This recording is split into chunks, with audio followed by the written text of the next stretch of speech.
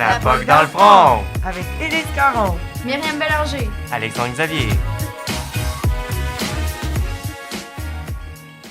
Ton GPA de 3.12. 3.12. Le chiffre vient de te frapper comme un élastique qui te pète au visage. Le sang quitte ta tête. Ta peau devient froide. T'arrives plus à trouver ton air. Quelque chose est en train de mourir en dedans de toi. Tu sens une douleur atroce à ta tête. Tu te dis que c'est pas vraiment arrivé. La page dit toujours que ton GPA est de 3.12. Quand tu rafraîchis, et tu sais plus quoi faire. Il faudrait s'enfuir, mais le plaquage de bois sombre des murs du bureau se referme sur toi. Dehors, la tempête cause un white-out complet. Blanc sur blanc.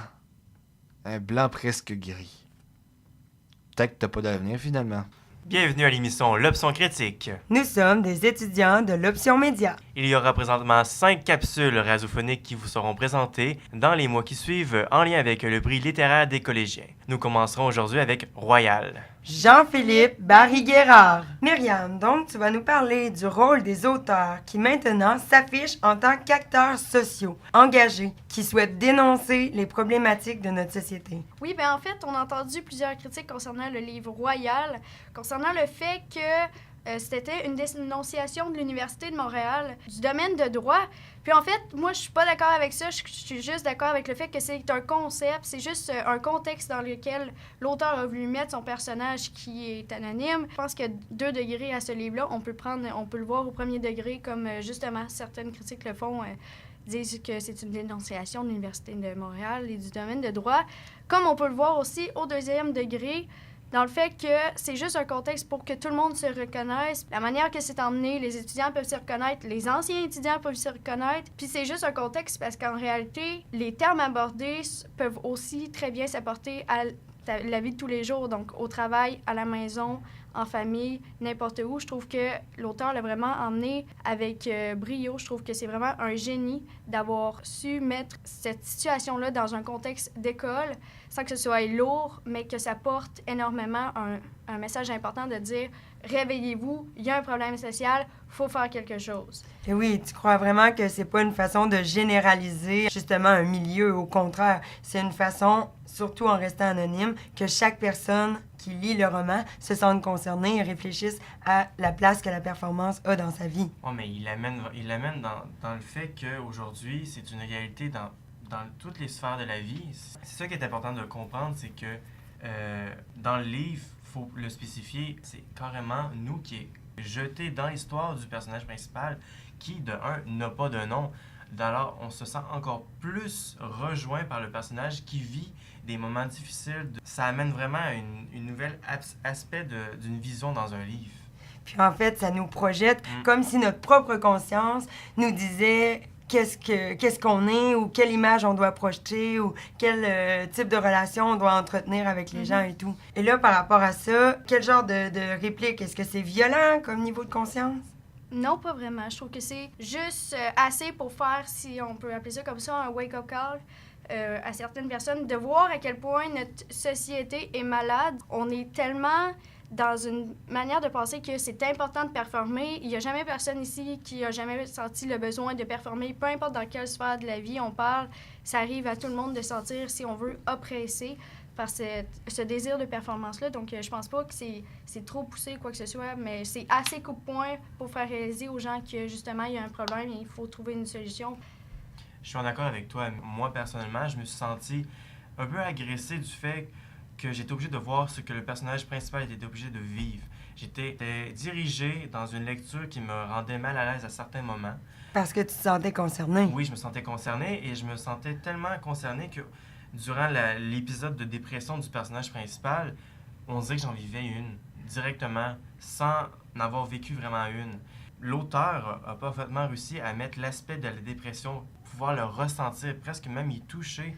C'est quelque chose... Suffisamment décrit, suffisamment illustré pour dire que la personne qui lit le livre s'approprie le problème et même est confrontée à sa propre relation avec l'anxiété de performance, avec le désir de compétition, avec le désir de réussir à tout prix. Oui, mais pas seulement à cause de l'école. Ça, je veux dire, moi, je pourrais peut-être le ressentir ma vie privée, à ma vie avec mon conjoint ou ma conjointe ou avec mes parents. C'est ça qui fait que on peut apercevoir le livre de différentes manières, qu'on peut l'interpréter à notre façon. C'est ça qui rend l'expérience de la lecture de Royal encore plus extraordinaire, mais aussi pour certains poignant et difficile à lire, parce que certains en option média, il ne faut pas l'oublier, ont eu de la difficulté à le lire, se sont sentis violés, carrément violés dans leur... dans leur intimité Exactement. ou dans leur manque de sécurité ou dans leur propre santé mentale, en fait. Exactement. Excellent. Et en ce qui concerne le silence, en fait, derrière tout le contexte et tout, je pense que ça mettait vraiment un gros focus sur le fait que quand on va pas bien, on ne le dit pas. On ne le dit pas. On sent qu'on n'a pas d'espace pour le dire ou qu'on on doit garder le silence pour ne pas imposer notre mal-être aux gens qui nous entourent. Et ça, c'est quand même une réalité présente. Et on dirait que l'auteur, en fait, veut briser les tabous. Veut dire, sois belle et tais-toi, ça ne s'applique pas nécessairement toujours. Et c'est pas forcément adapté pour la santé, en tout cas, pour être bien, pour dire que en dehors des études, le bonheur, le fait d'être bien dans sa peau, le fait de faire du sport, d'avoir des moyens d'évacuer, c'est aussi nécessaire que l'école versus les bonnes notes versus la réussite. Là. Mais j'aimerais ajouter avec ton point, Élise, c'est qu'il y a une couple d'années, quand même, il faut l'avouer, là, ça fait une couple d'années, que l'intimidation est quelque chose qui est vraiment encadré aujourd'hui. Mais on parle de l'intimidation au secondaire, on parle de l'intimidation partout, je comprends. Mais aujourd'hui, c'est plus l'intimidation, là. C'est, comme on le dit depuis tantôt, c'est la pression qu'exerce notre métier, notre société qui exerce sur nous, nos amis, notre famille. C'est plus une affaire d'intimidation. L'intimidation n'a même plus rapport.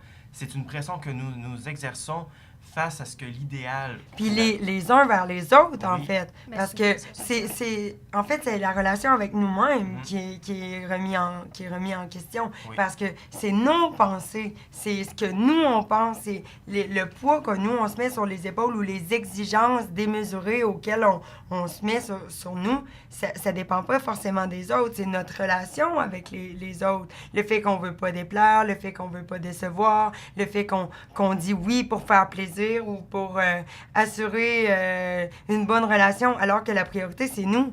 Si on n'est pas bien, on peut pas être bien dans une relation. Non, Mais comme on dit, si on n'en parle pas non plus. Là. Exactement. Quand Exact. tu gardes le silence, je pense que l'auteur, ce qu'il a su faire, c'est dire, regarde les impacts que ça a si tu ne parles pas, si ton cadre social t'étouffe. Tu sais, on voit comment un des personnages finit à la fin, il fait carrément... Il lâche tout. Il lâche en fait. tout, il lâche prise parce qu'il est plus capable. Puis je pense que c'est là, je pense qu'en tant que lecteur, tu réalises, OK, peut-être que dans ma vie, il y a des aspects qui sont comme ça aussi. Il y a des choses que je dois apprendre à lâcher prise. Prise, exact. Et surtout, le suicide n'est pas une option. Non. Ce n'est pas une option, c'est même pas quelque chose à penser. Au moment que tu as peut-être juste l'idée, c'est peut-être le moment qu'il faut que tu réalises que, OK, je vais pas bien, puis je pense que j'ai besoin d'en parler, puis... Je pense que je vais trouver un moyen ou une solution, quitte à en parler à mes amis, quitte à aller utiliser les ressources qu'il y a, en fait, les ressources qui existent, qui sont disponibles, même au cégep de la Pocatière. Puis souvent, nos amis, on a l'impression qu'on peut pas leur dire, mais nos amis veulent être disponibles pour nous, nos amis veulent nous aider, puis c'est de façon réciproque. Donc, il faut briser le silence. Il faut arrêter de se cacher ou de se couvrir le visage en faisant semblant. Il faut vraiment affronter nos problèmes, puis le dire. Après ça, on se sent mieux, là. Oui. Pour conclure sur ce sujet enflammé que nous avons eu aujourd'hui, vous pouvez savoir que le livre Royal est disponible à la bibliothèque de la Pocatière et aussi dans toutes les librairies. Juste pour vous informer que dans 2 semaines, nous irons parler du Le corps des bêtes de Audrey Wilhelmy. Merci d'avoir été présent. Si vous voulez faire partie de la discussion, n'hésitez pas à laisser un commentaire en dessous de la publication. Merci, bonne journée.